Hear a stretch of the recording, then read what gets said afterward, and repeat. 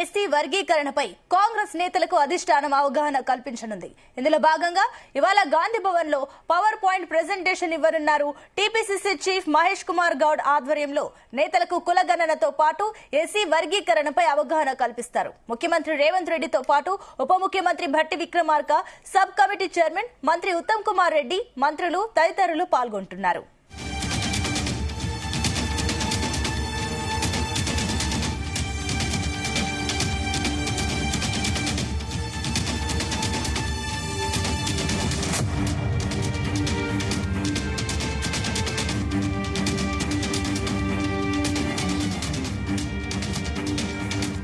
ఎస్సీక కులగణన ఎస్సీ వర్గీకరణపై కాంగ్రెస్ నేతలకు సంబంధించిన అవగాహన కార్యక్రమానికి సంబంధించి మరిన్ని డీటెయిల్స్ మా కరెస్పాండెంట్ సతీష్ గాంధీ భవన్ నుంచి అందిస్తారు. ఎస్ సతీష్. ఎస్ సప్న, మధ్యాహ్నం 2 గంటలకు గాంధీ భవన్లోని ప్రకాష్ హాల్లో టీపీసీసీ చీఫ్ మహేష్ కుమార్ గౌడ్ ఆధ్వర్యంలో కులగణన ఎస్సీ వర్గీకరణపై సభ్యులందరికీ కూడా అవగాహన కార్యక్రమం నిర్వహించినారు. ఈ కార్యక్రమంలో సీఎం రేవంత్ రెడ్డితో పాటు మంత్రులు, ఎమ్మెల్యేలు, ఎంపీలు, ఎమ్మెల్యేస్తో పాటు డీసీసీ చైర్మన్లు, ఆఫీస్ బేరర్స్ అంతా కూడా ఈ కార్యక్రమంలో పాల్గొంటున్నారు. ఇప్పటికే తెలంగాణలో కాంగ్రెస్ గవర్నమెంట్ ఏర్పడిన తర్వాత మరి దేశవ్యాప్తంగా తెలంగాణ మొదటి రాష్ట్రంగా ఇటు కులగణన చేసింది.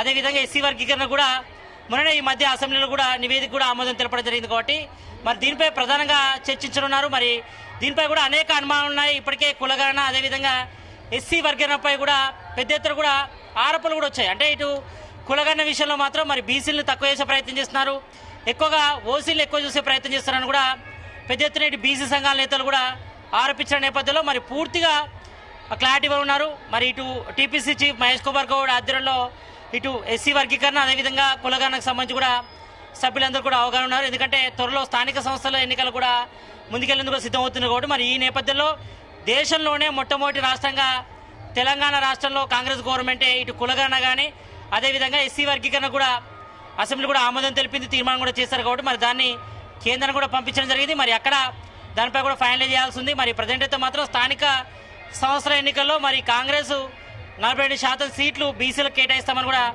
ఇప్పటికే సీఎం రేవంత్ రెడ్డి కూడా స్పష్టం చేశారు. కాబట్టి మరి దీనిపై ప్రధానంగా మరి కాంగ్రెస్ స్టాండ్ పై కూడా మరి యొక్క కులగణన కానీ అదేవిధంగా ఎస్సీ వర్గీకరణపై కూడా మరి సభ్యులందరూ కూడా అంటే టీపీసీ సంబంధించిన నేతలకు, ఎమ్మెల్యేలకు, ఎంపీలకు, ఎమ్మెల్సీలందరూ కూడా ఈ యొక్క కులగణన అదేవిధంగా ఎస్సీ వర్గీకరణపై cabinet sub committee chairman Uttam Kumar రెడ్డితో పాటు కో చైర్మన్ మంత్రి దామోదర్ రాజనరసింహ సభ్యులందరూ కూడా దిశానిర్దేశం చేయనున్నారు. పవర్ పాయింట్ ప్రజెంటేషన్లో మరి ఏ రకంగా కులగణన చేశాం, ఎంతమంది తీసుకున్నామనిపై కూడా మొత్తం కాంగ్రెస్ సంబంధించిన నేతలందరూ కూడా పవర్ పాయింట్ ప్రజెంటేషన్లో కూడా దిశానిర్దేశం చేస్తారు. ఎందుకంటే ఇదంతా కూడా పబ్లిక్లో వెళ్ళాలి. ఎందుకంటే ఇప్పటికే బీఆర్ఎస్ నేతలు కూడా సోషల్ మీడియాలో పెద్ద ఎత్తున కూడా ఆరోపణలు చేస్తున్నారు, ట్రోల్ చేస్తున్న నేపథ్యంలో మరి బీసీ కులగణన విషయంలో మాత్రం రాష్ట్ర ప్రభుత్వం కూడా కట్టుబడి ఉంది. మరి 42% బీసీలకు కూడా సీట్లు కేటాయిస్తాం. అదేవిధంగా కులగణనలో దాదాపు 46.23గా బీసీ లెక్క తేలింది. అదేవిధంగా ఓవరాల్గా బీసీలు 56.33గా కూడా జరపడం జరిగింది. కాబట్టి మరి ఈ నేపథ్యంలో కొంతవరకు బీసీ లెక్కను తక్కువ చేసే ప్రయత్నం చేస్తున్నారని ఆరోపణలు వచ్చాయి. మరి ఈ నేపథ్యంలో డిప్యూటీ సీఎం మల్లు భట్టి విక్రమార్క కూడా ప్రెస్ మీట్ పెట్టి మరోపక్క చూసుకున్నట్లయితే మనకి ఇక్కడ క్లియర్ గా కనిపిస్తుంది ఏదైతే ప్రతిపక్షాలు కూడా ఈ విషయంలో రాద్ధాంతం చేస్తున్నాయి. అండ్ ఏదైతే ఈ కులగణన కరెక్ట్ గా లేదు, గతంలో బీఆర్ఎస్ ప్రభుత్వంలో జరిగిన కులగణనే దీన్ని మళ్ళీ ఇంక్లూడ్ చేస్తున్నారంటూ కూడా ఇప్పుడు ఒక చర్చ కనిపిస్తుంది. దీన్ని ఇప్పుడు కాంగ్రెస్ ప్రభుత్వం ఈ చర్చలో ఇంక్లూడ్ చేసే ఛాన్సెస్ ఉన్నాయి, మళ్ళీ రీషెడ్యూల్ చేసే ఛాన్సెస్ ఉన్నాయా, లేదంటే ఈ కులగణన మళ్ళీ చేస్తారనుకోవచ్చా? ఎస్, తప్పకుండా ప్రధానంగా బీఆర్ఎస్ చేస్తున్న ఆరోపణలు కూడా తిప్పుకొట్టే ప్రయత్నం చేయాలి. ఎందుకంటే కాంగ్రెస్ మాత్రం కొంతవరకు నేతలు కానీ అదేవిధంగా సోషల్ మీడియా కానీ కొంత వెనుకబడిన మాట వాస్తవమే. వాళ్ళు తిప్పుకొట్టడం మాత్రం విఫలమవుతున్నారు.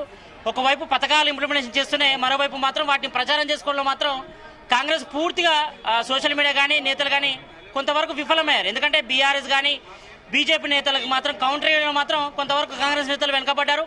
మరి ఈ నేపథ్యంలో బీసీ కులగణన కానీ ఎస్సీ వర్గీకరణపై కూడా కాంగ్రెస్ గవర్నమెంట్ కట్టుబడి ఉంది. మరి దాని నేపథ్యంలో దాదాపు 96.23% కూడా కులగణన జరిగింది. ఇంకా 4% కూడా కావాల్సి ఉంది. మరి దీనికి సంబంధించి కూడా రీసర్వే చేయాలని కూడా రాష్ట్ర ప్రభుత్వం నిర్ణయించింది. మరి మొన్ననే మనం చూసుకుంటే డిప్యూటీ సీఎం మల్లు భట్టి విక్రమార్క కూడా ఇటు కులగణన విషయంలో మాత్రం రాష్ట్ర ప్రభుత్వం కట్టుబడి ఉంది. మరి ఎవరైతే ఇప్పటి వరకు కులగణలో పార్టిసిపేట్ చేయలేదో, ఎవరైతే డీటెయిల్స్ ఇవ్వలేదో వాళ్ళందరూ కూడా డీటెయిల్స్ ఇవ్వాలి అని కూడా చెప్పడం జరిగింది. మరి మార్చి లోపు కూడా అందరూ డీటెయిల్స్ ఇవ్వాలి. మళ్ళీ రీసర్వే చేస్తున్నాం కాబట్టి మరి ఏమైనా అభ్యంతరాలు ఉన్నా కానీ ఎటువంటి నిష్పక్షపాతం లేకుండా మరి కాంగ్రెస్ గవర్నమెంట్ కులగణకు సంబంధించి కూడా డీటెయిల్స్ కూడా తీసుకోవడం జరిగింది. మరి ఎవరైతే కులగణలో సర్వేలో ఎవరైతే పాల్గొనలేదో వాళ్ళందరూ కూడా స్వతహాగా మళ్ళీ డీటెయిల్స్ ఇవ్వచ్చు అని కూడా చెప్పడం జరిగింది. ఇక మరోవైపు ఎస్సీ వర్గీకరణ విషయంలో మాత్రం ఇటు మాదిగలకు మాలలకు మధ్య కొంతవరకు వ్యతిరేకత వస్తున్న నేపథ్యంలో మరి ఇటు ఎస్సీ వర్గీకరణ సంబంధించి కూడా మొత్తం 9% రిజర్వేషన్లు ఇచ్చారు. మరి తమకు 11% కోట రావాలని కూడా మాదిగలు కూడా పెద్ద ఎత్తున కూడా డిమాండ్ చేస్తున్నారు. మరి పెద్ద ఎత్తున మాదిగలు మాత్రం ఒకటే చెప్తున్నారు, మరి తాము అణగారి అయిపోయాం, మరి ఇటు మాలలకు మాత్రమే అభివృద్ధి చెందారు తప్ప తమకు 9 కంటే 11% రిజర్వేషన్లు ఇవ్వాలి. మరి ఎస్సీ వర్గీకరణ సంబంధించి కూడా ఇప్పటికే ఏబీసీ వర్గీకరణ చేశారు కాబట్టి మరి అందులో ఆల్రెడీ అభివృద్ధి చెందిన కులాలు ఏవైతే ఉన్నాయో వాటిని ఏ గ్రూప్లో వేయడం కరెక్ట్ కాదు, వాళ్ళను సి గ్రూప్లో వేయాలి. మరి ఇప్పటివరకైతే మాదిగలు పెద్ద అభివృద్ధి సాధించింది లేదు కాబట్టి మరి వాళ్ళకు ప్రాయత క్రమంలో ప్రాయత ఇచ్చి మరి వాళ్ళకు 9% ఉన్న రిజర్వేషన్లు కూడా 11% పెంచాలని కూడా ఎంఆర్పీఎస్ జాతీయ అధ్యక్షుడు మందకృష్ణ మాదిగ కూడా ఈ మధ్యనే సీఎం రేవంత్ రెడ్డి కలిసారు. అదేవిధంగా ఏదైతే ఇప్పుడు ప్రస్తుతం రిజర్వేషన్ల అంశం కూడా తెరపైకి వస్తుంది, ఒకవేళ ఈ కులగణన జరిగితే తర్వాత రిజర్వేషన్ల అంశం కూడా మారే ఛాన్సెస్ ఉన్నాయా? అండ్ ఇంకొకటి, ఇప్పుడు ఇదైతే ఒక పొలిటికల్ సెంటర్ స్టేజ్ గా మారే ఛాన్సెస్ ఉన్నాయి అనుకోవచ్చా ఇదంతా? ఎస్ తప్పకుండా స్వప్న, ఎందుకంటే ఇప్పటికే తెలంగాణ కాంగ్రెస్ గవర్నమెంట్ ఏర్పడిన తర్వాత మళ్ళీ 42% రిజర్వేషన్లు కల్పిస్తామని కూడా సీఎం రేవంత్ రెడ్డి కూడా పలుమార్లు పలు సభల్లో కూడా చెప్పడం జరిగింది. మరి ప్రజెంట్ మాత్రం బీసీల జనాభా కొంతవరకు లెక్క తేలింది 46.23గా తేలడం జరిగింది. మొత్తం ముస్లిం బీసీలను కలుపుకొని మొత్తం 56.33గా చెప్పడం జరిగింది. కాబట్టి మరి ఈ రీసర్వేలో దాదాపు ఇంకా 4-5% మంది పబ్లిక్ కూడా రీసర్వేలో పాల్గొనాల్సి ఉంది. మరి యొక్క వాళ్ళందరూ కూడా 100% కూడా సర్వే పూర్తయితే మాత్రం కొంతవరకు చేంజెస్ వచ్చే అవకాశం ఉంటుంది. ఎందుకంటే ప్రధానంగా బీసీ సంఘాలు అయితే ఒకటే ఆరోపిస్తున్నారు, మరి బీసీలని తక్కువ చేసే ప్రయత్నం చేస్తున్నారు, ఓసీలకు ఎక్కువగా రిజర్వేషన్ల శాతం పెంచే ప్రయత్నం చేస్తారు. కాబట్టి మరి ఈ విషయంలో మాత్రం తాము ఎట్టి పరిస్థితుల్లో ఒప్పుకోము. మరి రీసర్వే చేయాల్సిందే, మరి బీసీల లెక్క పూర్తిగా తేలాల్సిందే, మరి రిజర్వేషన్ల కోటా కూడా తేల్చాలి. మరి స్థానిక సంస్థల ఎన్నికలు కూడా ఈ యొక్క బీసీ రిజర్వేషన్లు ప్రకటించిన తర్వాతనే మరి స్థానిక సంస్థలకు వెళ్లాలన్న ప్రధాన డిమాండ్ ఉంది.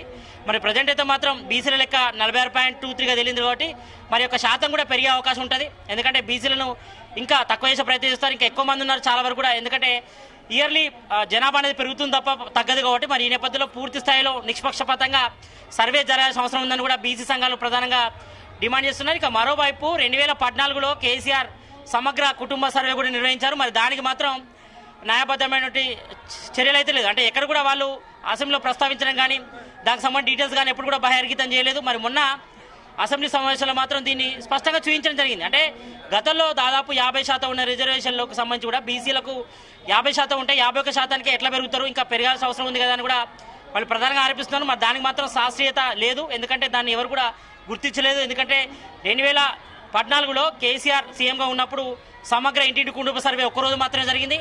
మరి ఇప్పుడు తెలంగాణలో కాంగ్రెస్ గవర్నమెంట్ తర్వాత సమగ్ర ఇంటింటి కుటుంబ సర్వే మాత్రం దాదాపు నెల 15 రోజుల పైగా జరిగింది. కాబట్టి మరి దీనికి శాస్త్రీయత ఉంది, దీనికి చట్టబద్ధత చేస్తున్నాం, మరి ఇదే నిజమైన సర్వే అని కూడా కాంగ్రెస్ సంబంధించిన నేతలు కూడా ప్రధానంగా చెప్తున్న పరిస్థితి. కాబట్టి మరి కొంతవరకు ఇటు బీసీ కులగాన అదేవిధంగా ఎస్సీ వర్గీకరణపై కూడా ప్రధానంగా ఇటు బీసీ సంఘాల నుంచి అదేవిధంగా ఇటు పొలిటీషియన్స్ నుంచి కూడా అంటే మేజర్గా ఇటు బీఆర్ఎస్ బీజేపీ నేతలు కూడా కొంతవరకు ఆరోపణలు వస్తున్న నేపథ్యంలో మరి రీషెడ్యూల్ కూడా చేస్తాం, రీసర్వే చేస్తున్నాం. మరి ఎవరైతే ఇప్పటివరకు సర్వేలో పాల్గొన్నారో వాళ్ళందరూ కూడా పాల్గొనాలి కూడా డిప్యూటీ సీఎం మల్లు బట్టి విక్రమార్క కూడా స్పష్టం చేశారు.